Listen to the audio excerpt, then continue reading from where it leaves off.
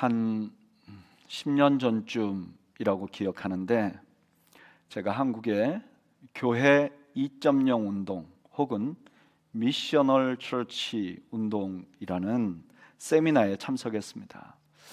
이 세미나에 참석한 사람들은 대부분이 새로운 교회를 꿈꾸는 목회자들이었습니다. 그런데 제가 그 세미나 중에 한 목사님의 간증이 잊혀지질 않습니다. 이 목사님은 감리교 목사님이세요. 어떤 시골 교회에 부임을 했는데 가보니까 교회 건물이 너무 잘 준비가 된 거예요. 건물도 너무 예쁘고, 또 교회 안에 들어가 보니까 그 장의자로 본당이 아주 잘 꾸며져 있고, 성가대가 쓸 수 있도록 성가대 가운도 잘 준비가 된 거예요. 그런데 교인은 거의 없는 교회였어요. 젊은 목사님이 가셔서 부임했으니까 열심히 전도를 했습니다. 때때로는 논두렁에 가서 전도를 하고, 길 가다가 사람들 만나면 전도를 하고, 근데 한 명도 전도를 못한 거예요. 교인이 늘질 않는 거예요. 근데 어느 날 그 교회 마당에 시끌벅적해서 나가보니까 술 취한 사람이 한 분 와가지고 행패를 부리고 있었어요. 그래서 이 목사님이 달려나가서 이제 그 분을 만류했죠. 왜 이렇게 교회에 와서 이렇게 난리를 피느냐? 그랬더니 그분이 이렇게 얘기를 했다고 그래요. 당신은 왜 우리를 교인 만들려고는 하는데 당신이 우리 마을 사람이 되려고는 안 합니까? 이 한마디가 이 목사님에게 충격이 된 거예요. 그래서 교회 안에 들어가서 교회 안에 있는 성구들, 그러니까 뭐 이런 의자들, 장의자들 다 갖다 더 어려운 교회다 드리고, 성가대 가운도 더 어려운 교회다 다 드리고, 그리고 교회 예배당 마룻바닥을 깨끗하게 청소하고 큰 밥상을 놓고요, 그날부터 방과 후 학교를 시작을 한 거예요. 한국의 농촌 마을에는 조부모들이 아이를 키우는 경우가 굉장히 많아요. 그래서 이 아이들이 학교를 다니고 먹고 살기는 하는데 방과 후 학업이 전혀 진행되지 않는 거예요.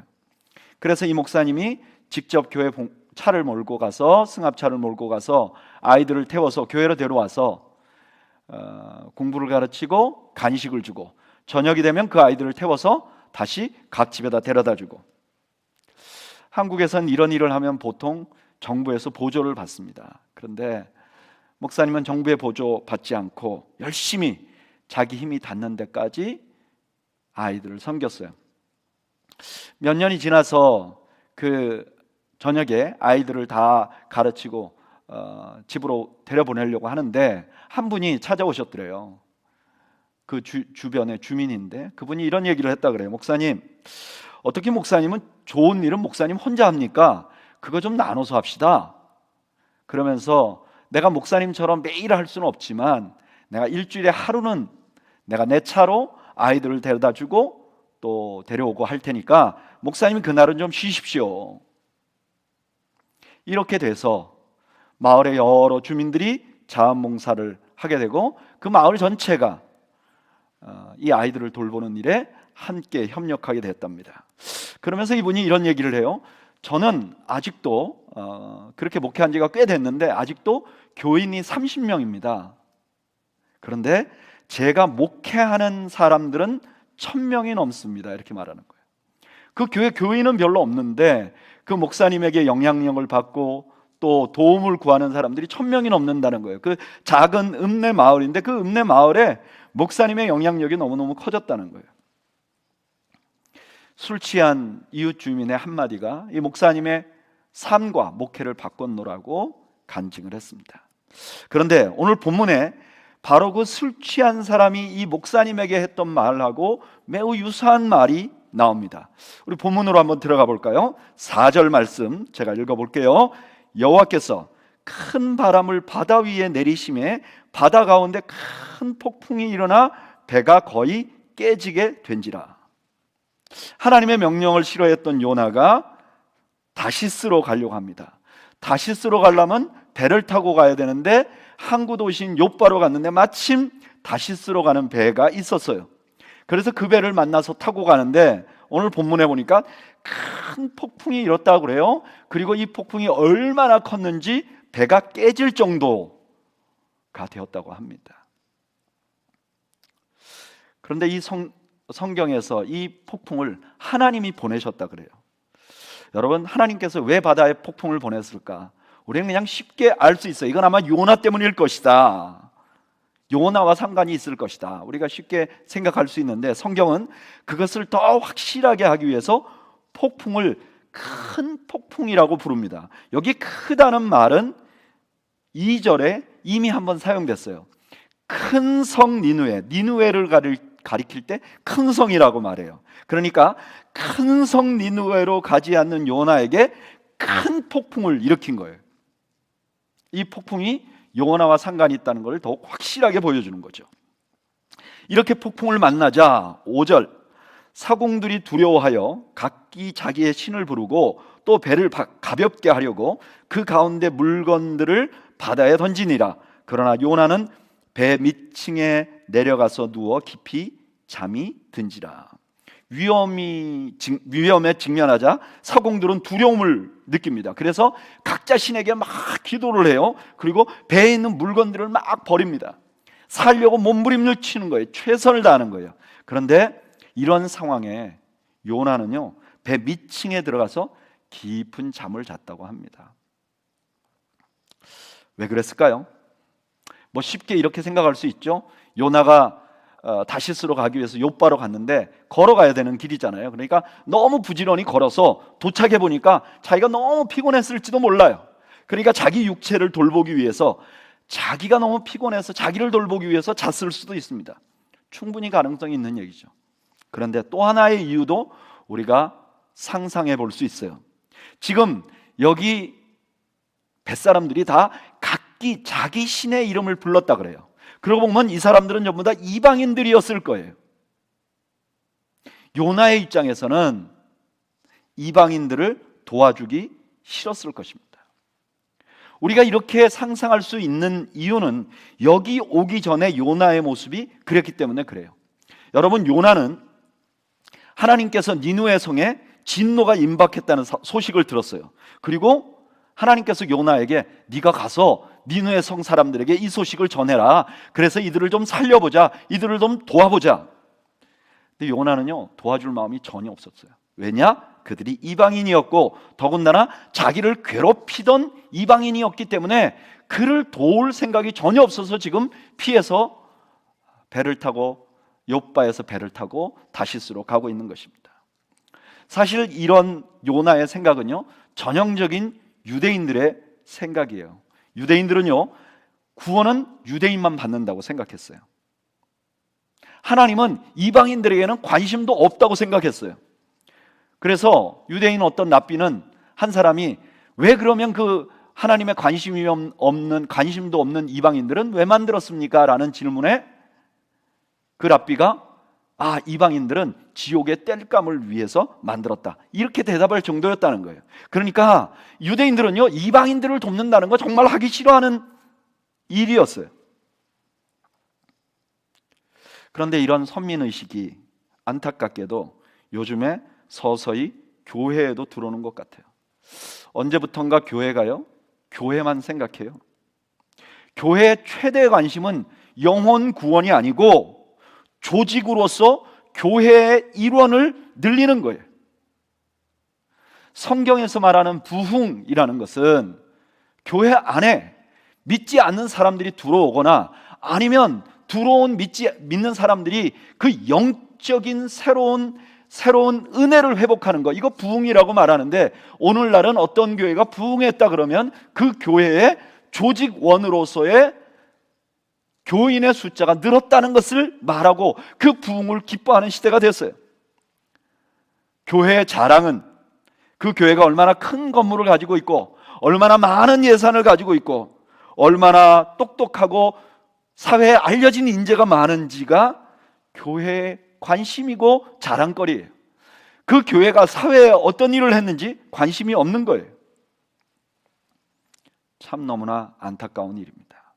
그런데 여러분, 다시 요나서로 돌아가 보면 요나는요, 자기가 배 밑에 들어가서 자고 있지만 사실 요나는 자기가 그렇게 싫어하는 이방인들과 한 배를 타고 있어요. 보세요. 배가 깨지면 뱃사람들 다 죽을 거예요. 그런데 요나도 죽어요. 요나도 죽고 이방인도 죽어요. 요나와 이방인 뱃사람들은 같은 배를 타고 있는 거예요. 여러분, 기근이 생기면 아브라함도 야곱도 굶어요. 전쟁이 나면 믿는 사람도 죽고 믿지 않는 사람도 죽어요. 지금 온 세상에 코비드 19이 퍼져 있어요. 여러분, 바이러스가 이렇게 퍼지면 믿는 자도 걸리고 안 믿는 자도 걸려요. 우리는 세상과 동떨어진 사람들이 아닙니다. 우리는 우리가 살고 있는 사회의 일원이에요. 그리고 우리가 이 사회의 일원으로서 이분들과 운명을 같이 하고 있어요. 그래서 교회는 항상 우리가 살고 있는 사회에 관심을 가져야 돼요. 우리가 살고 있는 이 미국을 위해서 기도해야 됩니다. 세금을 내야 하고 또 투표를 해야 되고, 지금 미국에 바이러스가 퍼지지 않도록 교회가 제일 먼저 노력해야 돼요. 이 지역이 바이러스로 만연한데 우리 교회는 절대로 안 걸려. 그럴 수 없습니다. 그리고 이 지역사회를 섬겨야 합니다. 저희는 이 지역사회, 산호세라는 이 지역사회의 일원이기도 하지만 또한 이곳에 와 있는 이민사회의 일원이기도 해요. 그래서 우리가 이민사회도 함께 섬겨야 돼요. 여러분, 기억하시기 바랍니다. 우리는 이 사회의 일원이에요.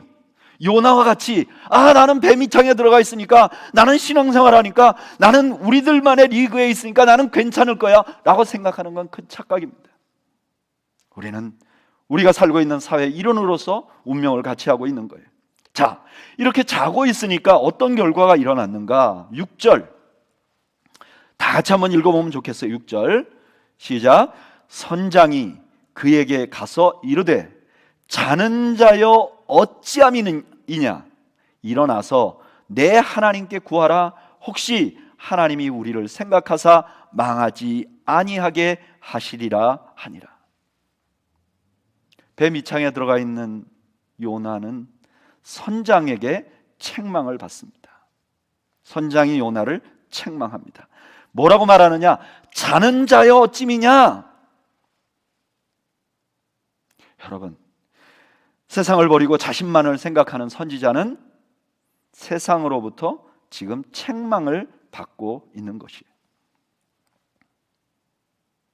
역사적으로 보면 자기들만 생각하던 유대인들도 비슷한 경험을 합니다. 여러분, 많은 유대인들이요, 유럽으로 건너갔습니다. 그리고 거기서 굉장히 차별을 받고 고생을 합니다. 그러나 이 유대인들이 같은 마음을 가지고 열심히 일을 합니다. 그래서 이 사람들이 부를 축적해요. 그래서 유럽의 각 도시에 보면 이 유대인들이 있었던 곳에는 금융업이 발달을 하고 오늘날과 같이 이런 현대적인 기업들이 막 생겨나기 시작합니다. 유대인들은 각 도시에서 부를 축적해서 그 부로 막강한 영향력을 행사합니다. 그러나 유대인들은 유럽에서 돈을 많이 벌었지만 자신들만을 알고 자신의 공동체를 보호하는 데 최선을 다했습니다. 그들이 평안할 때는 문제가 없었는데 위기가 오자 그것이 굉장히 큰 어려움으로 변했습니다. 여러분, 2차 대전 때 히틀러가 유대인들을 학살합니다. 근데 아세요? 누가 유대인인지 어떻게 알았을까요? 대부분 이웃들의 밀고로 그들이 유대인인 것을 독일 정부가 알게 됩니다. 유대인들은 자기들이 선민이고 자기만 알고 자기들만을 위해서 살다가 위기가 오니까 세상 사람들로부터 버림을 받은 것이죠. 여러분, 교회도 마찬가지입니다. 교회가 사회를 외면하면, 자신만 알고 살아가면 세상의 책망을 받게 될 거예요. 최근에 저는 한국 뉴스로부터 코로나 바이러스 하에서 교회가 대면 예배 때문에 의견이 분분하다는 이야기를 들었습니다. 그런데 어떤 한 언론사에서 한국 교회 중에 일부가 대면 예배를 강행하는 이유가 대면 예배를 하지 않으니까 교인이 줄고 헌금이 줄까봐 그렇게 한다는 뉘앙스로 뉴스를 보도하는 걸 들었어요. 저는 사실이 아닐 거라고 생각합니다. 교회가 그 정도는 아닐 거라고 생각합니다. 그런데 우리가 왜 그런 오해를 받고 있는지는 돌아보아야 합니다. 여러분, 오늘 도입에서 말씀드린 것처럼 술 취한 주민의 목소리를 듣고 그 목소리에 귀를 기울이고 자기의 목회와 삶을 바꾼 그 목사님처럼 우리도 지금, 우리 교회도 지금 세상의 책망에 귀를 기울여야 합니다. 그리고 우리의 모습을 돌아봐야 돼요. 우리가 과연 세상의 일원으로서 역할을 잘 하고 있었는가? 또 하나, 이렇게 세상을 버리고 배 밑창에 숨어서 세상을 외면한 요나는 선장에게 뿐만 아니라 하나님께도 책망을 받습니다. 여러분, 오늘 본문에 선장이 요나에게 이렇게 말해요. 내 하나님께 구하라. 자는 자여 어쩌미뇨. 내 하나님께 구하라. 이렇게 말해요. 근데 여기 구하라는 말이 하나님께서 큰 성 니느웨로 가서 외치라 하는 그 말하고 똑같은 단어예요. 그러니까 선장이 하나님이 요나에게 했던 말씀을 그대로 하고 있는 거예요. 여러분, 세상을 외면한 선지자는 세상으로부터 책망을 받지만 또 하나 하나님으로부터도 책망을 받게 되는 것이죠. 여러분, 하나님은요, 우리가 우리만을 위해서 사는 것을 원하지 않습니다. 창세기 12장에 보면 하나님께서 특별한 한 백성을 만들기 위해서 한 사람을 선택합니다. 우리는 이 사람을 믿음의 조상이라고 말합니다. 우리의 원형이라고 말합니다. 근데 그 사람을 불렀을 때 하나님께서 그 사람에게 가진 뜻을 이렇게 설명해 줍니다. 창세기 12장 2절 3절. 내가 너로 큰 민족을 이루고 내게 복을 주어 내 이름을 창대하게 하리니 너는 복이 될지라. 너를 축복하는 자에게는 내가 복을 내리고 너를 저주하는 자에게는 내가 저주하려니 땅의 모든 족속이 너로 말미암아 복을 얻을 것이라 하신지라. 아멘. 하나님이 아브라함을 부른 이유는 아브라함만 복되게 하려고 그러는 게 아니라 땅의 모든 족속이 아브라함을 통해서 복을 얻도록 하는 것이 하나님의 뜻이었어요. 하나님께서 이 땅에 메시아를 보내신 이유도 똑같습니다. 이사야 42장 6절에 보면 메시아의 사명을 이렇게 말합니다. 나 여호와가 의로 너를 불렀은즉 내가 내 손을 잡아 너를 보호하며 너를 세워 백성의 언약과 이방의 빛이 되게 하리니. 하나님께서 메시아를 주시겠다고 말해요. 그래서 이스라엘 백성들은 그 메시아를 간절히 구했습니다. 그들은 이렇게 생각했어요. 아, 메시아가 오면 우리가 이제 우리 유대인들이 어깨 한번 피고 살 수 있을 거야 라고 생각을 했습니다. 그런데 하나님의 뜻은 달랐어요. 하나님의 뜻은 백성의 언약과 이방의 빛이 되게 하겠다고. 하나님께서 이 땅에 보내실 메시아는 이방 사람들을 또 위에서 오신 것입니다. 여러분, 이것이 바로 예수님께서 우리에게 가르치신 바입니다. 누가복음 10장에 보면 한 율법 교사가 예수님께 와요. 그리고 이 사람이 예수님에게 이런 질문을 합니다. 누가복음 10장 29절. 그 사람이 자기를 옳게 보이려고 예수께 여짜오되 그러면 내 이웃이 누구니까? 율법사가 와서 예수님에게 율법에서 뭐가 중요하냐 이렇게 물어보고, 그리고 나서 또 질문하기를 그럼 내 이웃이 누굽니까? 이렇게 말해요. 그 사람의 질문에 예수님이 대답한 것이 바로 선한 사마리아인의 비유입니다. 여러분 잘 아시죠? 선한 사마리아인의 비유. 근데 선한 사마리아인의 비유를 다 말하시고 예수님이 그 사람에게 다시 질문을 합니다. 누가복음 10장 36절 37절. 내 생각에는 이 세 사람 중에 누가 강도 만난 자의 이웃이 되겠느냐? 37절. 이르되 자비를 베푼 자니이다. 예수께서 이르시되 가서 너도 이와 같이 하라 하시니라. 율법만 가지고 누가 이웃인지 데피니션을 정하려고 했던 그 율법사에게, 율법 교사에게 예수님이 하신 말씀은 뭐냐면은 네가 먼저 강도 만난 자의 이웃이 되어줘, 그게 하나님의 뜻이야 라고 말씀하신 것이죠. 그리고 이 예수님께서는 자신이 직접 강도 만난 자의 이웃이 되어주셨죠. 로마서 5장 8절, 너무나 잘 아는 말씀이죠. 우리가 아직 죄인 되었을 때 그리스도께서 우리를 위하여 죽으심으로 하나님께서 우리에 대한 자기 사랑을 확증하셨느니라. 아직도 죄인 되어서 이제 죽게 된 강도 만난 자 같은 우리를 위하여 우리 주님이 죽으셨다는 거예요. 여러분, 하나님과 우리 예수님께서 우리에게 향한 뜻은 무엇인가? 우리가 우리만을 위해서 사는 것이 아니에요. 여러분, 그리스도인에게는 아주 큰 계명이 하나 있습니다.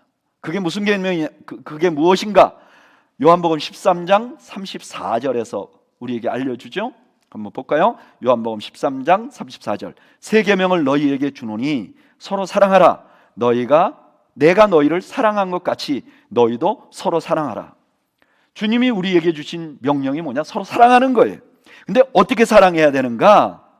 예수님이 제자들을 사랑한 것 같이 사랑하라는 거예요. 어떻게 하는 걸 말하는가? 요한복음 13장 14절 15절에 설명을 해주죠. 요한복음 13장 14절, 내가 주와 또는 선생이 되어 너희 발을 씻었으니 너희도 서로 발을 씻어주는 것이 옳으니라. 내가 너희에게 행한 것 같이 너희도 행하게 하려 하여 본을 보였노라. 예수님께서 13장 34절에 서로 사랑하라는 것은 그냥 말로 하는 것을 의미하는 것이 아닙니다. 섬김으로 사랑을 표현하라는 거예요. 근데 여러분, 여기 지금 예수님께서 주시는 이 명령은 누구를 위한 명령일까요? 섬김을 받는 사람을 위한 명령일까요? 아니면 섬기는 사람을 위한 명령일까요? 이 본문은요, 앞으로 섬길 사람을 위한 명령이에요. 이건 무슨 뜻이냐면은 지금 예수님께서는 서로 사랑하는 걸 원해요. 그런데 사랑을 어떻게 하느냐? 먼저 표현하기를 원해요. 그런데 이 먼저 표현하는 사람이 더 복된 거예요. 더 행복한 거예요. 그러니까 주님께서는 더 먼저 섬길 사람을 위해서 이 말씀을 하신 것이죠. 여러분, 이상하게 교회에서는요, 섬기면 섬기는 사람이 더 행복해요. 예전에 제가 목회하던 교회에 세탁소를 하시는 집사님이 한 분 있으셨어요. 가끔 방문을 해보면요, 목사가 왔다고 너무 반가워하면서 음료수를 사다 주세요. 근데 그 음료수를 사서 그냥 주면 될 텐데 꼭 토를 다세요. 목사님, 내가 이거 목사님한테 음료수 하나 사드리려면 와이셔츠를 몇 벌 빨아야 되는 줄 아십니까?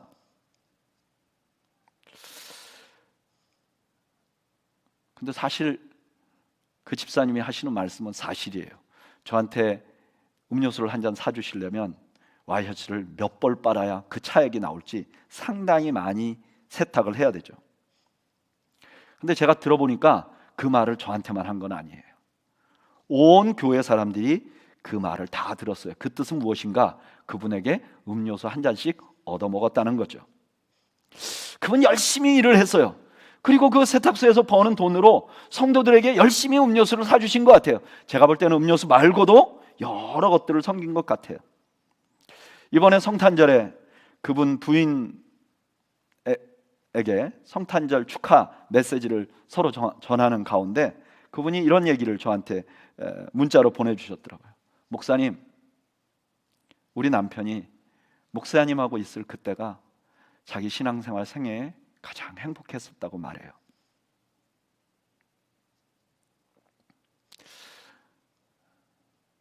저는 그분을 저와 목회할 때 가장 열심히 섬기려고 노력했던 분으로 기억합니다. 그런데 놀랍게도 그렇게 열심히 섬겼던 그분이 그때가 제일 행복했대요. 저는 16년간 미국 생활을 하고 10년 전에 한국으로 들어갔어요. 한국에 가서 제일 먼저 놀란 것이요, 교회 안에 이런 아름다운 섬김이 없어진 것 같더라고요. 몰라, 있는데 제가 못 경험했을 수도 있는데 적어도 제가 있었던 교회, 제가 아는 한도 내에서는 이런 섬김의 이야기를 들은 적이 없어요. 한국 교회에 가보니까 젊은이들이 많이 없더라고요. 그런데요, 더 없는 것은 섬기는 젊은이는 더 없어요. 다 받기만 해요. 젊은이들이 몇 안 되는데 그 젊은이들은 계속 뭔가 요구만 해요. 왜 우리 당회는 이렇게 안 해요? 왜 우리 장로님들은 저렇게 해요? 왜 우리 교회는 우리 유아방을 안 만들어줘요? 왜 우리 교회는 우리 아이들을 위해서 이런 프로그램 안 해줘요? 아무도 행복하지 않았습니다. 받기만 하니까 행복하지 않은 거죠. 행복하지 않으니까 교회 만족을 못하고, 교회 만족을 못하니까 떠나지 못하는 그런 믿음이 있으니까 그분들 스스로 목사님, 우리는 바퀴벌레예요. 예배 끝나면, 예배 때는 안 보이는데 예배 끝나면 어디서 나타나는지 스물스물 나타나서 우리는 교제를 해요. 이렇게 얘기를 하더라고요. 여러분, 저는 우리 교회가 섬김의 기쁨을 누리는 교회가 되기를 바라요. 우리가 서로 깊이 사랑하고, 우리 교회 안에서는 사랑의 섬김이 서로 간에,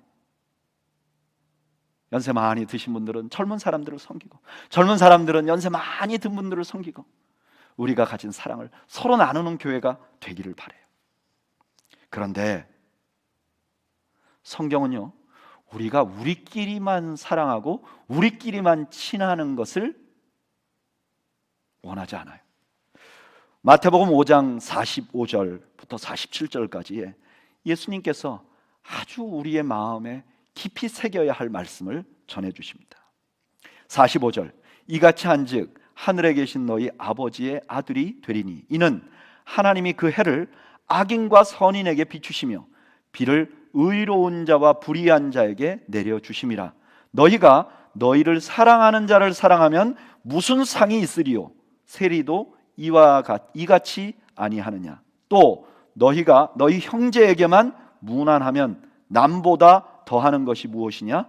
이방인들도 이같이 아니하느냐? 우리 주님은요, 우리가 우리끼리만 행복하고 우리끼리만 사랑을 나누는 관계를 넘어서기를 원해요. 우리 주님은 우리가 살고 있는 세상을 사랑으로 섬기기를 주님이 원하시고, 그것이 하나님의 뜻인 것이죠. 여러분, 대한민국에 처음 들어왔던 기독교는 바로 이런 모습을 우리에게 보여주었어요. 기독교는 그때 억압받고 수탈당하는 조선의 많은 사람들의 친구가 되어줬어요. 여러분, 우리 조선이 망할 때쯤 수많은 열강들이 한국을, 대한제국을 침공하고 그냥 뜯어먹으려고 할 때 우리나라 사람들이 기대고 숨을 수 있었던 곳이 어디였느냐? 선교사님들의 집이었고 선교사님들의 도움을 받았어요. 이 땅이, 한국이 일본에게 침략을 받아서 주권을 잊어버렸을 때 전국적으로 우리가 독립만세운동을 해야 되겠다. 그래서 33명이 사인을 합니다. 그것이 바로 기미 독립선언서에 사인한 33명의 대표예요. 그런데 그 33명 중에 16명이 크리스찬이에요. 33명의 민족 대표 중에 16명이 기독교인이라는 거예요. 그런데 그때 1919년에 대한민국에 기독교가 들어온 지 35년밖에 안 됐어요.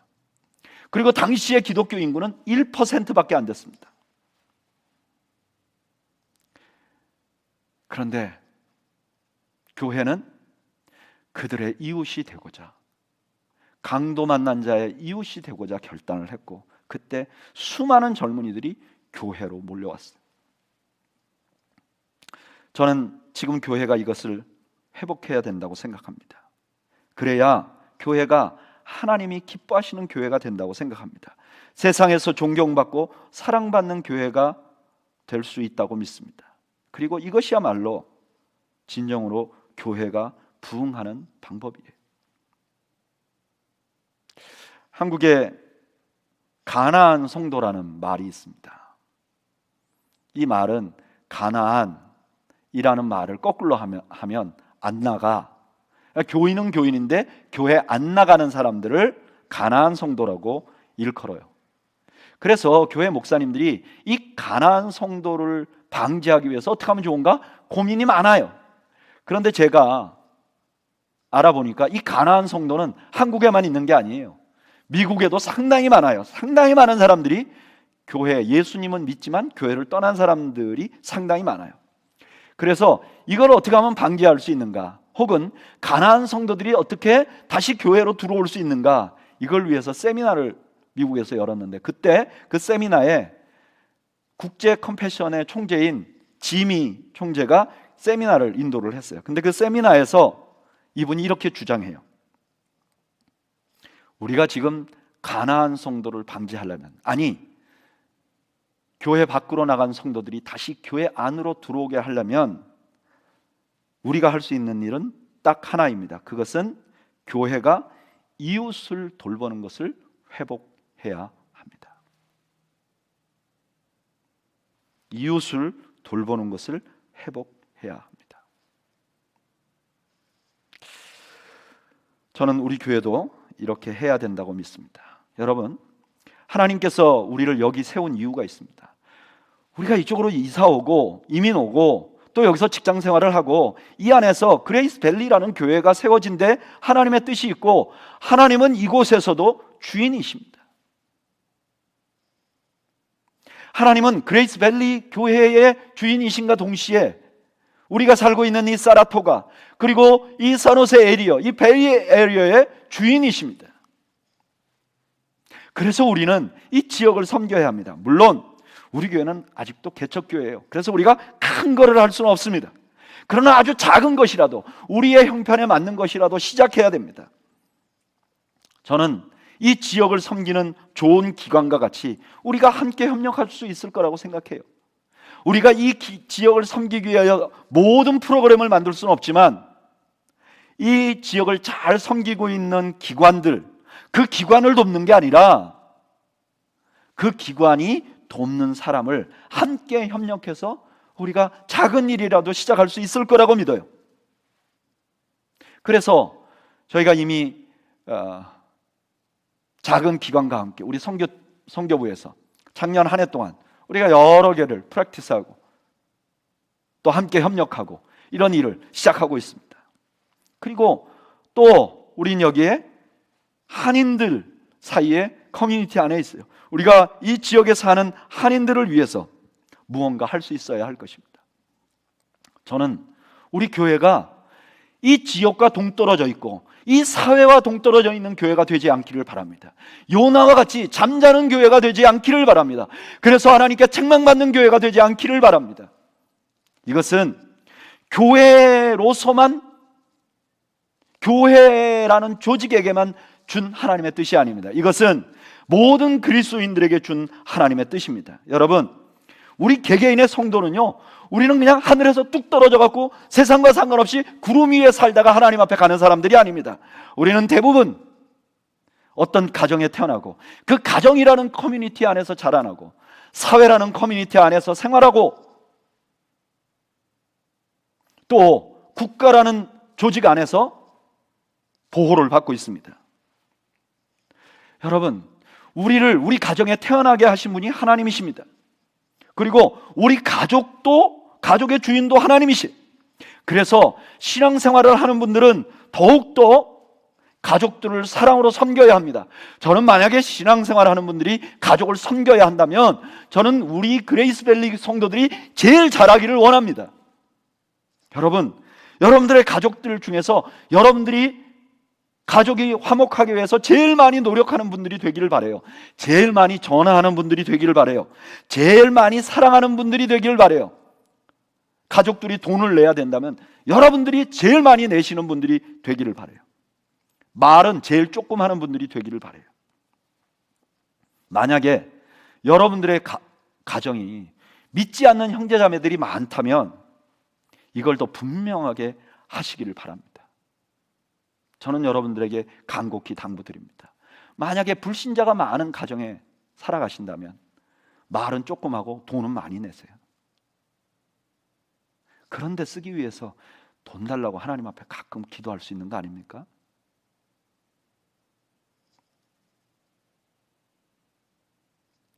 여기 대부분의 사람들이 직장 생활을 합니다. 여러분, 이곳에 직장을 세우신 분도 하나님이시고 이 직장의 주인도 궁극적으로 하나님이에요. 우리를 거기에 보냈으면 우리는 사랑을 실천해야 합니다. 여러분, 사랑을 실천하려면 어떻게 될까요? 제일 먼저 실력이 있어야죠. 그래서 실력을 달라고 하나님께 그래서 기도를 하는 겁니다. 하나님, 내가 여기서 버티고 끝까지 살아남으려면 실력이 있어야 되니까 주세요. 그렇게 하지 말고, 하나님, 여기도 하나님의 나라이고 여기도 하나님께서 내가 사랑을 베풀라고 하는데 내가 따라가서 언제 지금 사랑을 베풀겠습니까? 하나님, 나에게 실력을 주십시오. 그리고 또 기도할 수 있는 거죠. 하나님, 내 주변에 좋은 동료들을 붙여주십시오. 내가 사랑을 나눌 수 있도록 좀 좋은 동료들을 붙여주십시오. 내가 직장생활 편하게 하기 위해서가 아니라 하나님, 내가 여기서 사랑을 베풀고 싶으니까 하나님, 나를 도와주세요. 기도하고 하나님 앞에 매달리고 또 작은 섬김으로부터 그 안에서 시작을 해야죠. 직장을 섬기고 사랑하는 사람이 되어야 되죠. 저는 이런 부분에서 여러분들이 물질적인 축복을 좀 받기를 바랍니다.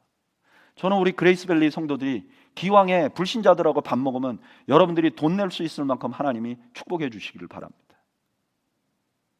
기왕이면 지나가는데 가난한 사람 보면 주머니에서 돈 꺼내는데 부들부들 떨리지 않을 만큼 좀 주면 좋겠어요.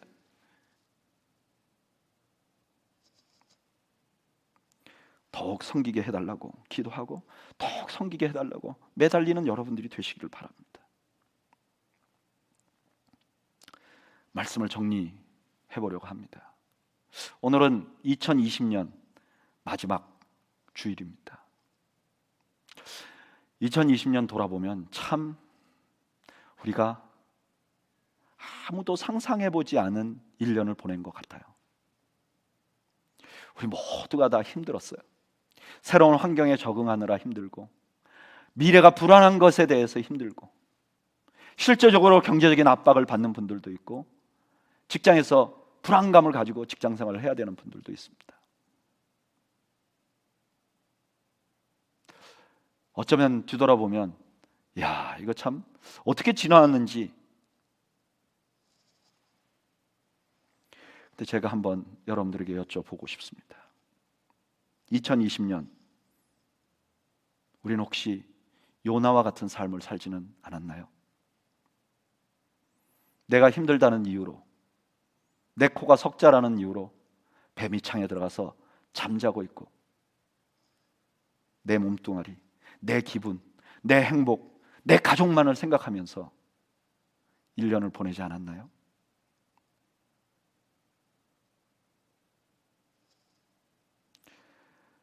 요나에게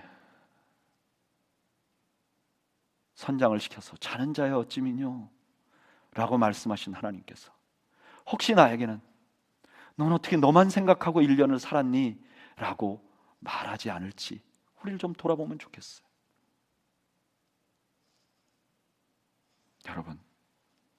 여러분들은 지난 한 해 동안 누구를 섬겼고, 여러분들이 서 있는 그 커뮤니티, 가족, 여러분들을 알고 있는 지인들 사이에서 여러분들은 요나와 같지 않았는지 우리를 좀 돌아봐야 할 것입니다.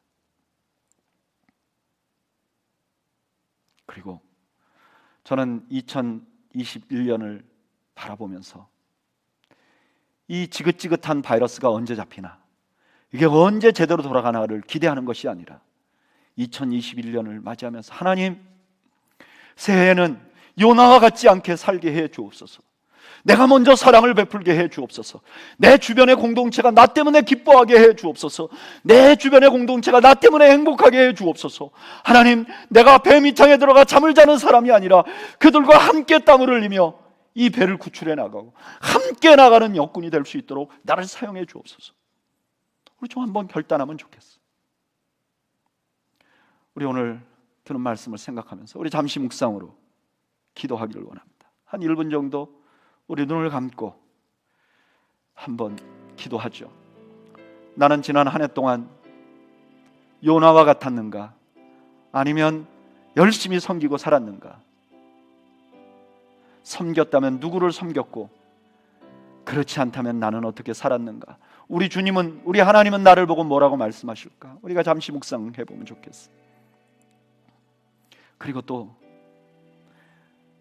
2021년도에 나는 어떻게 살아야 될 건가? 우리 한번 우리 자신을 다시 한번 되돌아보기를 바랍니다. 우리 한번 잠시 눈을 감고 기도하겠습니다. 아버지,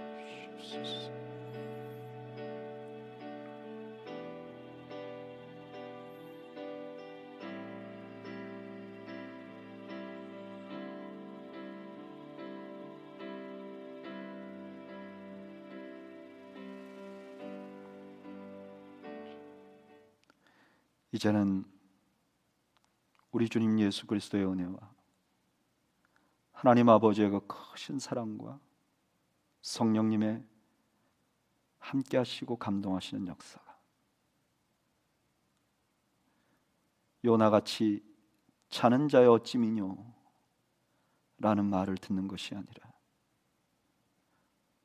우리 주님처럼 나와 내 이웃을 섬겨나가며 살기로 다짐하는 주의 백성들 머리머리 위와 저들의 가정과 생업 위에 지금으로부터 영원 무궁토록 함께 있을지어다.